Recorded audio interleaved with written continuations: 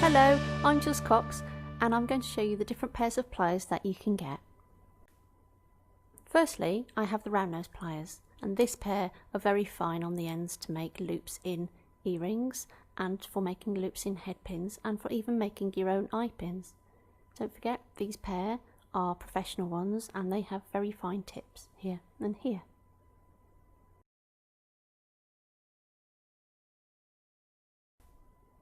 Here we have flat nose pliers. This pair are from a professional range.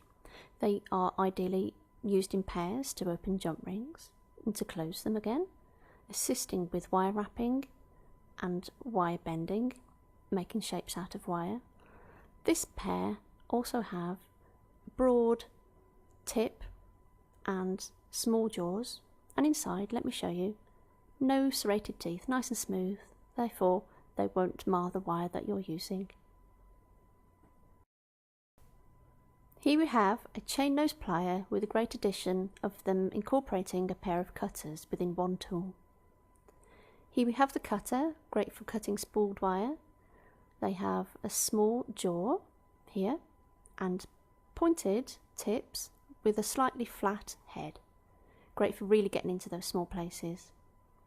Let me show the importance of them having a smooth inside, no serrations, that will stop your wire from getting marred, which is very important for a professional look.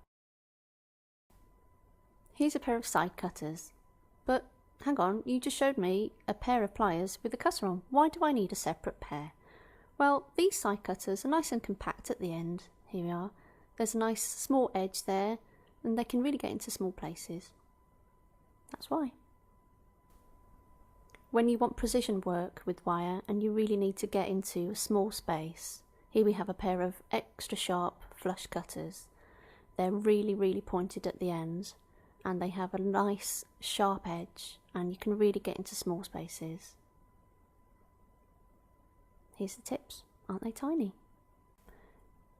They're called flush cutters because they will cut your wire flush and so therefore they won't leave any jagged edges on your wire.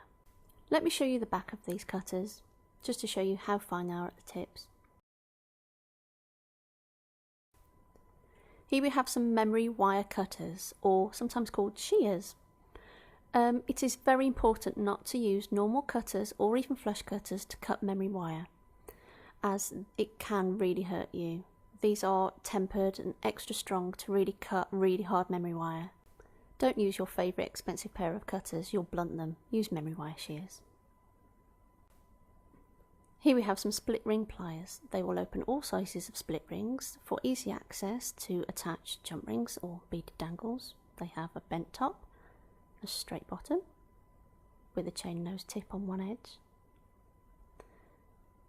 Turn them round for you so that you can see the bent top to really get into those split rings. I can show you how to use these in more detail in our split ring lesson. Here we have some bent chain nose pliers. They're bent at one end in a curve, and they're great when you're making things like chainmail where you've got to open and close lots of jump rings, and therefore the curved edge will allow your wrists to be at a certain angle so that you don't get fatigued. Let me show you the bend.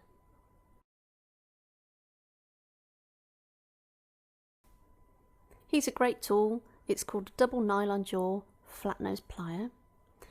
Here we have a screw at the top. Here it is.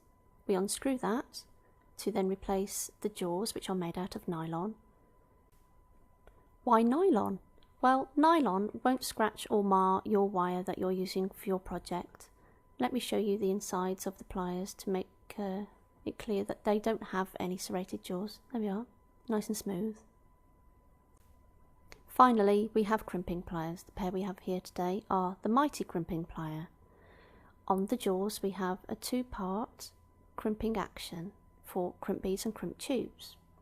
Let me open them up and show you what they look like inside. Here we have inside the jaws a large crimping action. We also have micro crimping pliers and standard crimping pliers for different size crimp tubes and crimp beads. I can show you that in another lesson. And there we have it. There's my overview of all the tools that you need for jewellery making.